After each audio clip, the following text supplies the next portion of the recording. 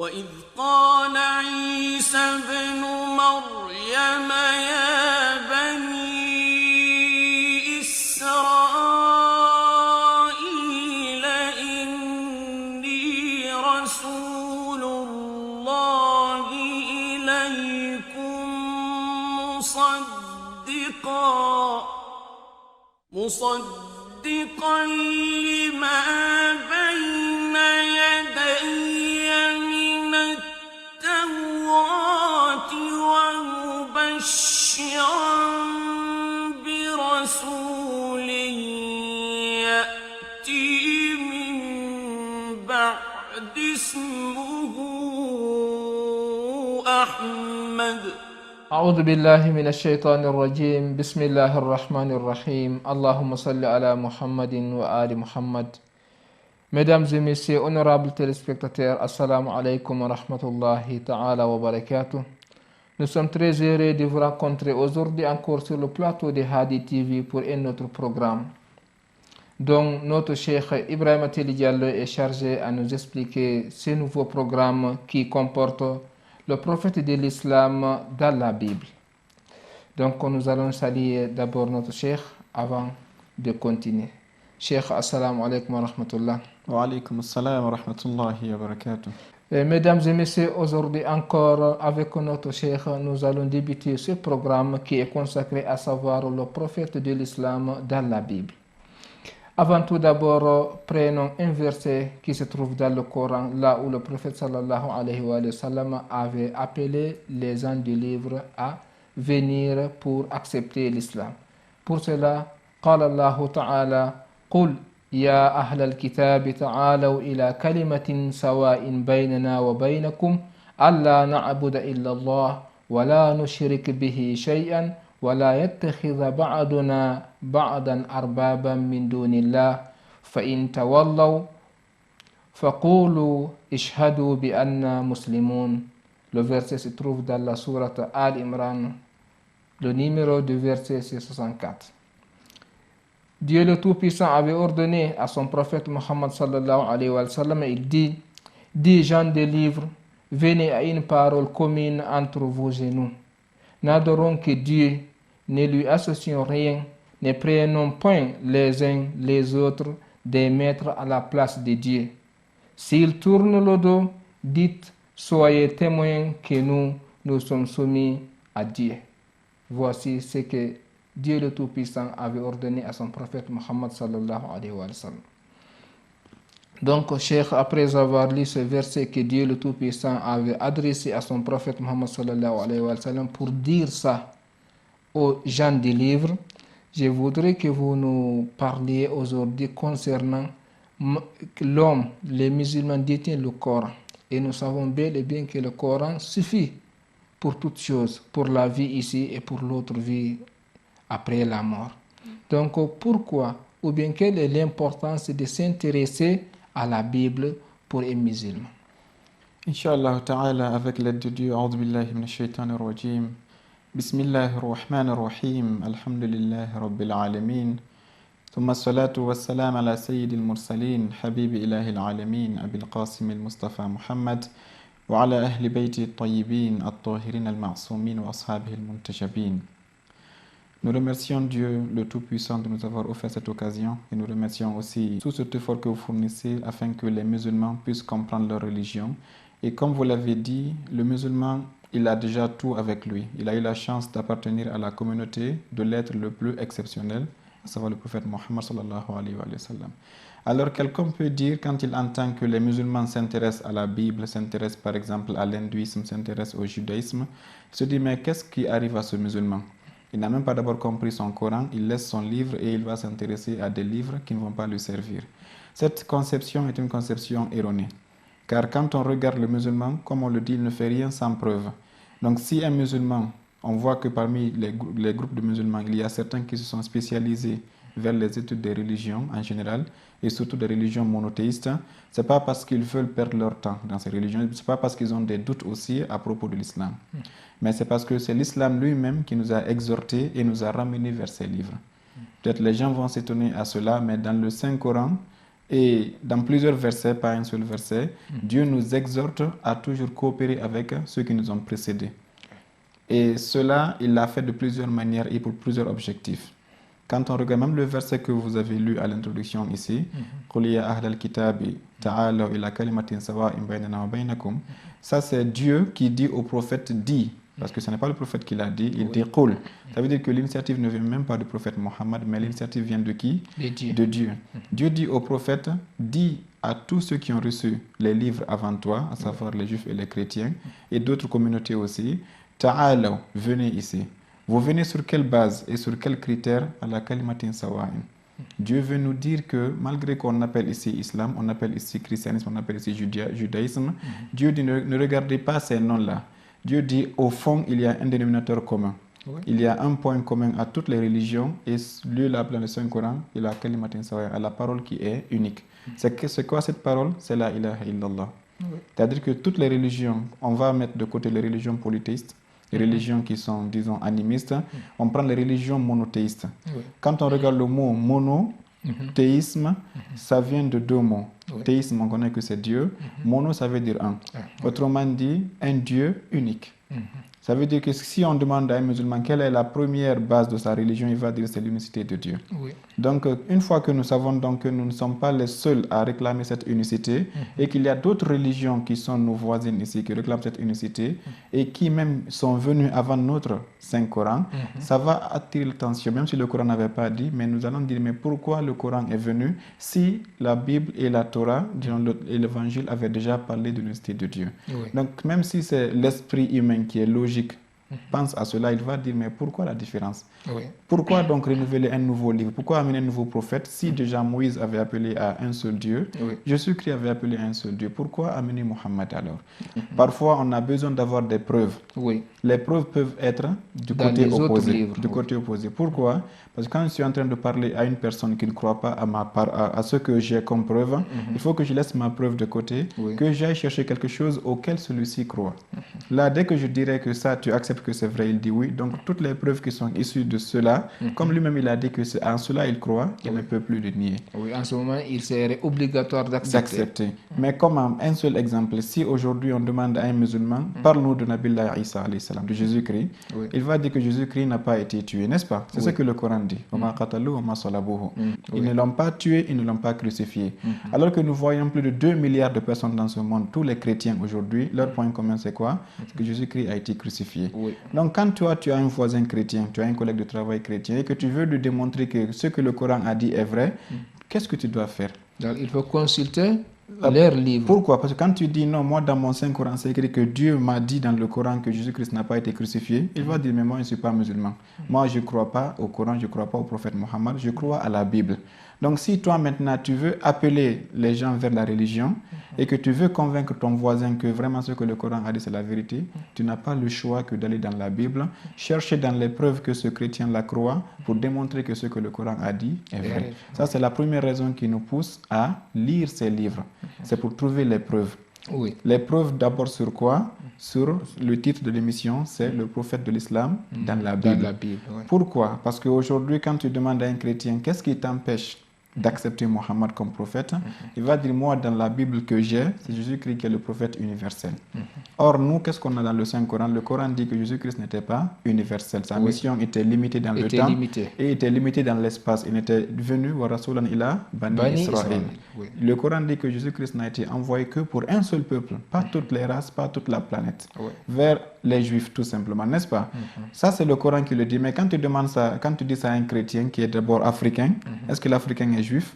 Non, n'est-ce pas? Tu dis, toi d'abord qui es l'Africain, tu n'as même pas le droit d'être chrétien parce que la mission de Jésus-Christ, son mandat n'était pas limité, elle n'était pas orientée vers les Noirs, il était orienté vers uniquement les fils d'Israël. Il va dire non, moi dans ma Bible, Jésus-Christ est venu pour toute l'humanité. Donc, où est ta preuve? Si tu dis c'est le verset du Saint-Coran, parce que dans la sourate Saf, nous savons que verset 5 ou 6, Dieu dit dans le Saint-Coran, Jésus-Christ est envoyé vers les fils d'Israël. Mais cela, il ne va pas l'accepter. Il faut que toi, le musulman, tu fasses un effort, tu lis la Bible et tu cherches des preuves dans la Bible. Et là, c'est la deuxième preuve qu'il faut rechercher dedans. Une autre preuve aussi à rechercher, on a entre nous et les peuples précédents l'exemple de l'alliance de Nabiullah Ibrahim. le prophète Ibrahim alayhi salam, nous avons tous un point commun là-bas, que c'est lui le père de l'unicité divine. Par lui, Dieu a ouvert la porte à tout le bonheur de ce bas monde. Il a eu 2 enfants, Ismaël et Ishaq, n'est-ce pas, alayhi salam. Donc ici, qu'est-ce qui se passe quand tu demandes à un chrétien et à un juif, parmi les 2 fils de Nabillah Ibrahim, lequel avait reçu la promesse de Dieu que le dernier prophète sera de sa lignée? Quand tu demandes ça à un juif et à un chrétien, il te dira que c'est Ishaq qui a été la promesse de Dieu. Et que Dieu a promis à Ibrahim qu'il va lui donner une descendance qui va être la clé de la guidance, n'est-ce pas? Mais que cette promesse s'applique aux fils d'Ishaq. C'est pour cela qu'ils ont suivi Ishaq, après Ishaq et Yacoub. Après Yacoub, ils ont suivi Youssouf et les 12 fils de Jacob, n'est-ce pas? Et ils ont atterri à Moussa, à David, jusqu'à arriver à Zacharia et à Jésus-Christ, n'est-ce pas? C'est pour cette raison qu'ils sont limités là-bas. Comme le prophète Mohammed n'est pas fils d'Ishaq, ils ne l'ont pas reconnu. Donc, vous voyez la différence? Tandis que nous, qu'est-ce qu'on croit dans le Saint-Coran? Que la promesse que Dieu avait faite à Nabillah Ibrahim, elle se réalisera dans la descendance d'Ismaïl. Alors, où chercher les preuves? Pour convaincre ceux qui sont encore en train de refuser, il faut aller dans la Bible et voir la promesse que Dieu a faite à Ibrahim, exactement à qui est-ce qu'elle a été dédiée. Ça, c'est dans la Bible aussi qu'on va trouver ces réponses. Une autre question aussi, c'est quand le Saint-Coran nous dit que la religion de Dieu, depuis Adam jusqu'au prophète Mohammed, elle a toujours été une religion unique et elle s'appelle l'islam. Or aujourd'hui, quand tu regardes ceux qui suivent Nabillah Isa, ils s'appellent chrétiens. Ceux qui suivent Moussa, on les appelle juifs. Pourquoi ils ne sont pas appelés musulmans comme nous? Si Dieu dans le Saint-Coran dit que Inna dina indallah al-Islam. Dieu dans le Saint-Coran dit que de toutes les religions, la seule religion que Dieu a jamais dit à tous les prophètes, c'est l'islam.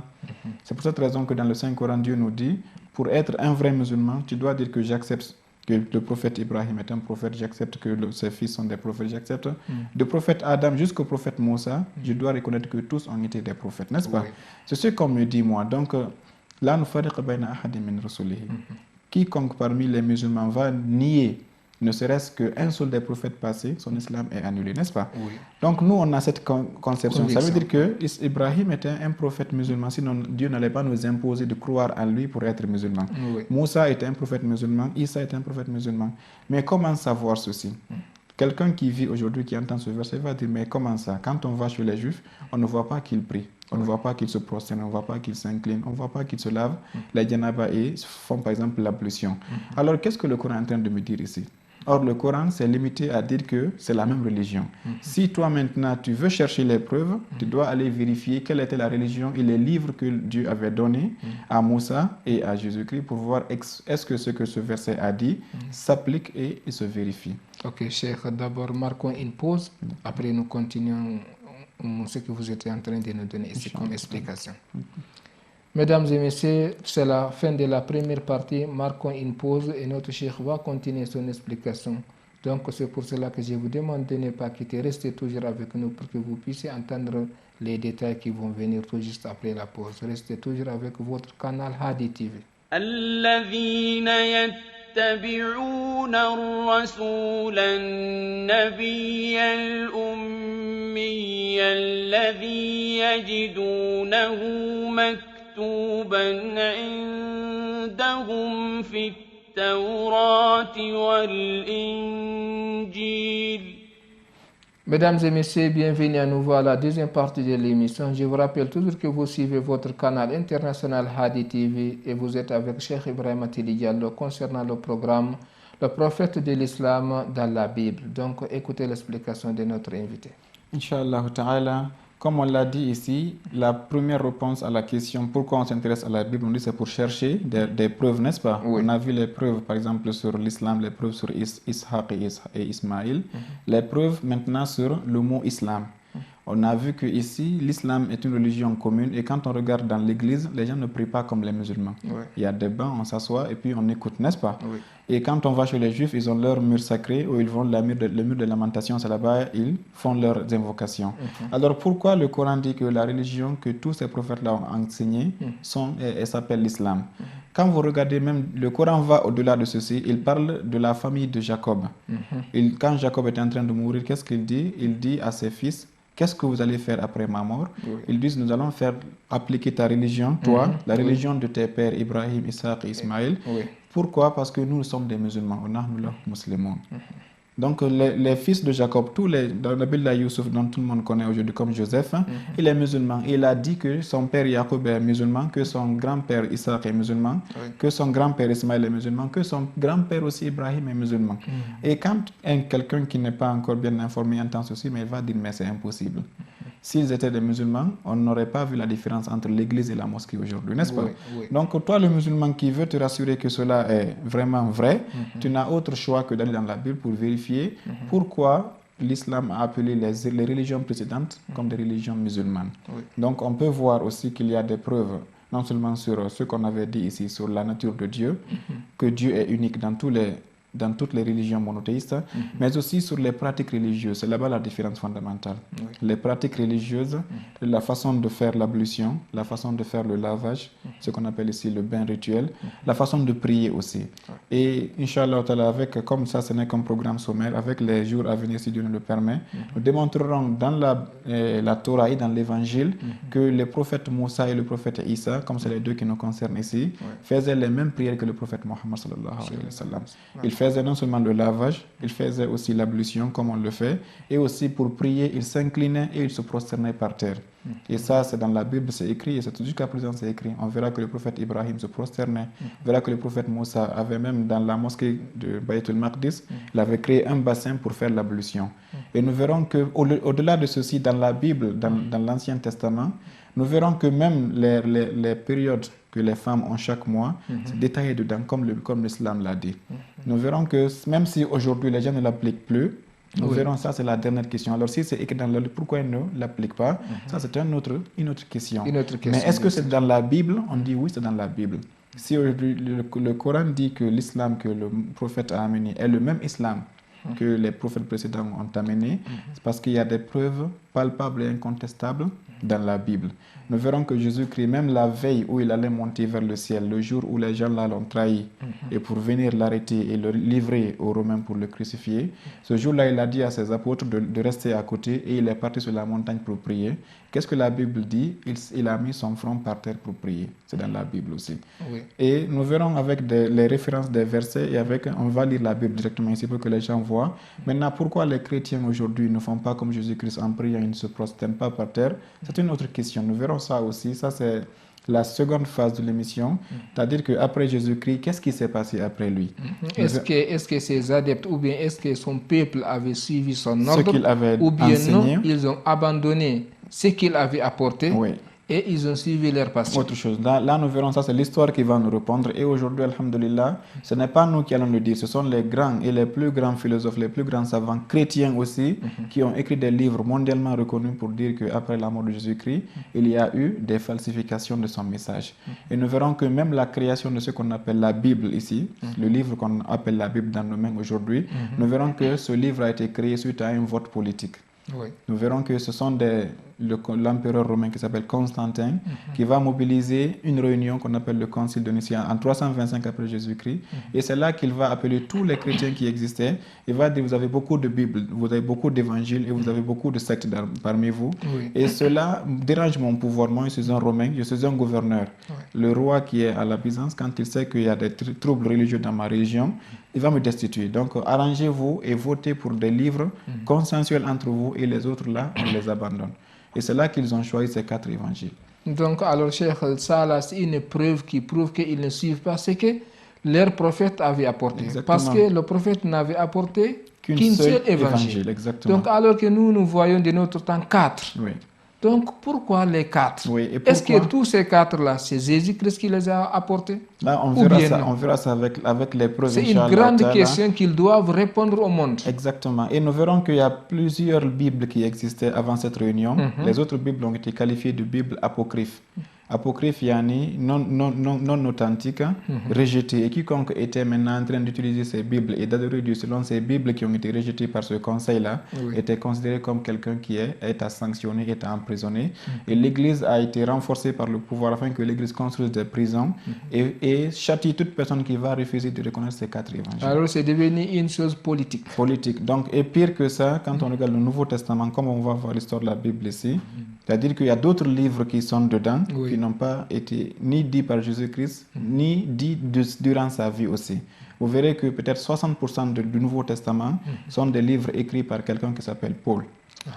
Et Paul de Tarse, comme on le dit, il n'était pas apôtre de Jésus-Christ. Et il n'a jamais vu Jésus-Christ, même une seconde dans sa vie. Ils n'ont pas vécu ensemble. Non, et c'est après que Jésus-Christ est monté au ciel qu'il est venu, il a dit à la population que Jésus-Christ, avant d'aller au ciel, il m'a rencontré dans tel lieu et il m'a délégué de vous écrire et de vous conseiller, de vous montrer la voie. Donc, ils ont abandonné les 11 apôtres qui restaient et ils ont suivi Paul. Il a écrit à peu près, si on regarde les actes, les épîtres, les Corinthiens, tout ce qui est dans le Nouveau Testament aujourd'hui comme livre, nous verrons que 60% environ appartient à Paul, celui qui a écrit de sa propre main. Et actuellement aujourd'hui, ceux qui pensent suivre Jésus-Christ, en réalité, ils suivent Paul. On les appelle réellement pauliens pour ceux qui connaissent, mais pas chrétiens. Okay, cher, mais tout ceci, Inch'Allah, ça c'est comme une présentation sommaire, nous apporterons des preuves de façon détaillée, Inch'Allah. Ok, cher, c'est ce que je vais ajouter là-bas. Lorsque vous avez parlé concernant ce que Paul avait fait, donc ça m'a rappelé notre religion.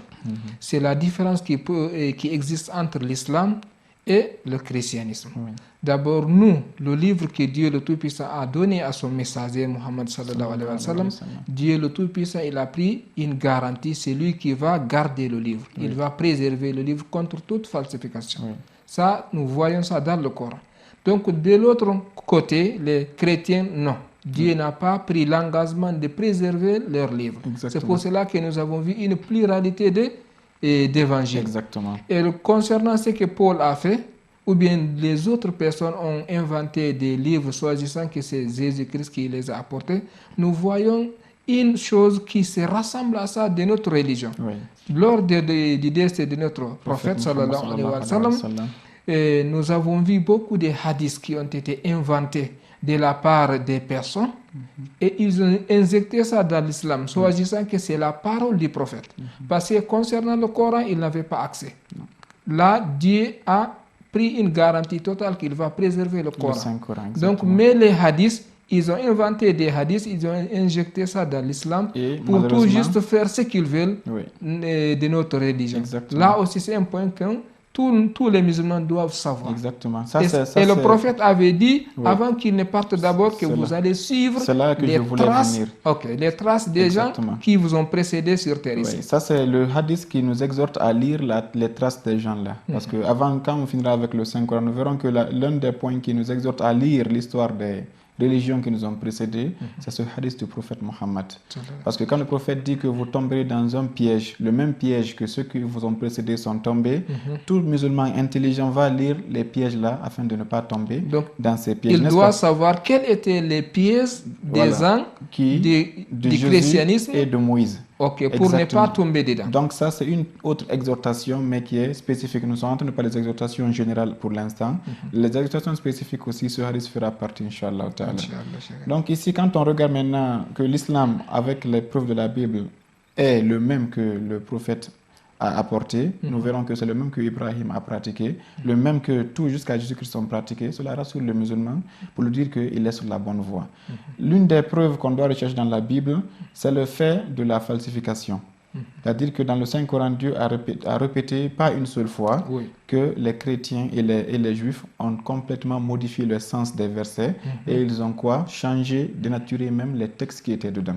Non seulement parfois c'est les versets, parfois même c'est les yuharifun al-kalima an mawadihi. Donc ça, c'est une accusation directe du Saint-Coran. Le Coran s'adresse aux juifs et aux chrétiens et il dit, vous avez falsifié la parole de Dieu. Et cela, quand on veut avoir les preuves, ce n'est pas dans le Saint-Coran qu'on peut trouver. Il faut qu'on essaie d'aller dans la Bible pour voir est-ce que la Bible a été falsifiée ou pas. Mais avant d'aller, le Coran nous a donné un indice. Il dit quel est le critère d'un livre falsifié. Dans le Saint-Coran, Dieu dit أفلا يتدبرون القرآن ولو كان من عند غير الله لوجدوا فيه اختلافا كثيرا. Dans le Saint-Coran, Dieu dit que vous qui êtes en train de douter du Saint-Coran, examinez bien le Saint-Coran et analysez-le. Si ce livre venait d'un autre que Dieu, vous y trouverez plein de contradictions et plein de divergences. C'est-à-dire, vous verrez dans un verset une phrase et quelques phrases après, vous verrez une autre phrase qui démentit la phrase précédente. Donc, cet indice-là est très fondamental. Dieu nous a dit, si vous voulez comprendre que la Bible est falsifiée, allez chercher s'il y a des divergences et des contradictions dans la Bible. Et on va citer que ce passage de la falsification de la Bible, ça prendra beaucoup d'émissions. Car nous allons amener ici des versets. On lit le premier verset, on lit le deuxième verset et on laisse aux gens d'examiner la différence entre eux.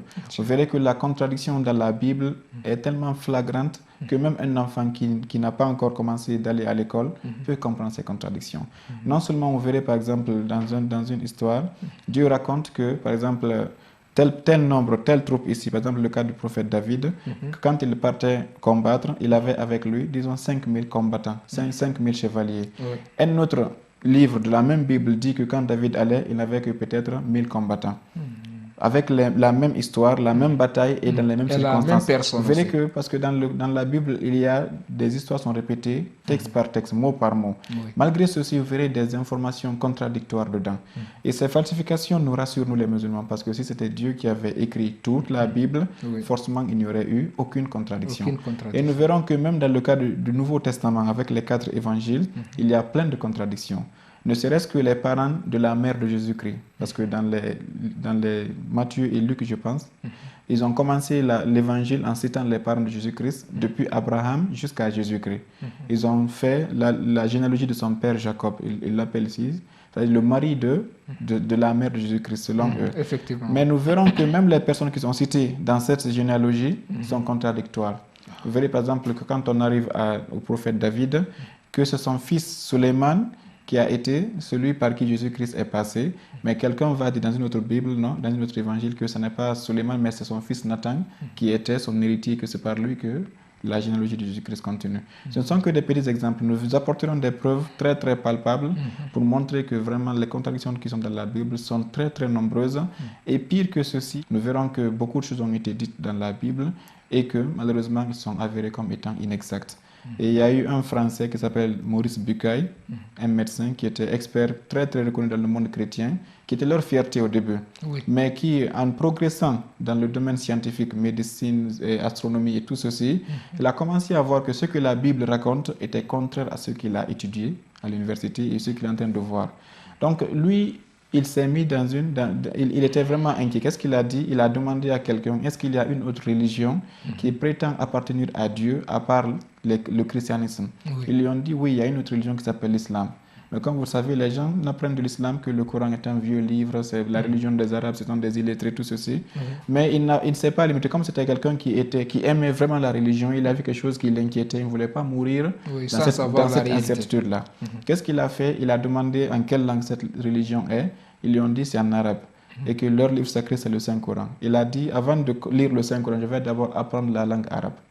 Ils disent pourquoi? Parce que je ne veux pas voir la traduction en français et que celui qui a traduit a déjà ajouté ou diminué quelque chose. Comme le livre est original en arabe, il existe encore. Qu'est-ce qu'il a fait? Il est parti en Arabie Saoudite. C'était au temps du roi Faisal, si je ne me trompe pas. Et il a appris la langue arabe de façon complète et totale, et il s'est mis lui seul et le Coran à huis clos. Il a commencé à étudier le Coran. Pas pour être musulman, mais pour le critiquer, pour le démonter, pour trouver des fautes et des erreurs dedans, comme il a trouvé dans la Bible. Mais malheureusement, comme on dit, quiconque combat le Saint-Coran, c'est le Saint-Coran qui va lui combattre, qui va être victorieux sur lui. Il a fini par être ébloui et il a accepté l'islam. Et qu'est-ce qu'il a fait? Il a abandonné tous ses travaux, il s'est consacré à une recherche qui est vraiment une recherche salvatrice pour tout le monde musulman. Il a produit un livre qui s'appelle La Bible, le Coran et la science moderne. Ce livre est hyper fondamental. Quand vous voyez ce livre-là, comme son nom l'indique, il a dit en sous-titre là-bas, il dit les Saintes Écritures à la lumière de la science moderne. Comme le Coran et la Bible disent que c'est Dieu qui les ont produits, donc prenons le Coran et la Bible et mettons-les au laboratoire de la science pour voir entre ces deux livres-là qui est authentique et qui n'est pas authentique. Et il a fait des recherches dans tous les sujets à peu près. Vous verrez que les sujets scientifiques, les sujets de l'histoire, quelqu'un peut dire que le Coran a copié la Bible, n'est-ce pas? Lui, il a vérifié, il a vu que non, le Coran est loin d'avoir copié la Bible, car le Coran a corrigé la Bible. Les mensonges que la Bible a racontés sur Pharaon et sur les choses scientifiques, Dans ce livre-là, il a tout démontré. Donc, Inch'Allah, comme ce n'est qu'une introduction, nous allons essayer de voir ça en détail dans les jours prochains. Ok, Cheikh, merci de votre explication. Vraiment, c'est logique et c'est acceptable. Inch'Allah, nous allons nous continuer dans la prochaine émission afin que vous puissiez plus nous donner des détails concernant la Bible. Inch'Allah. Mesdames et messieurs, c'est la fin de l'émission d'aujourd'hui. Inch'Allah, nous souhaitons que Dieu le Tout-Puissant nous donne la chance afin de se retrouver demain aussi sur ce plateau pour tenir une autre émission avec notre Cheikh Ibrahim Telly Diallo. Donc, nous fixons rendez-vous lors de la prochaine émission. Wassalamu alaikum wa rahmatullahi wa barakatuh.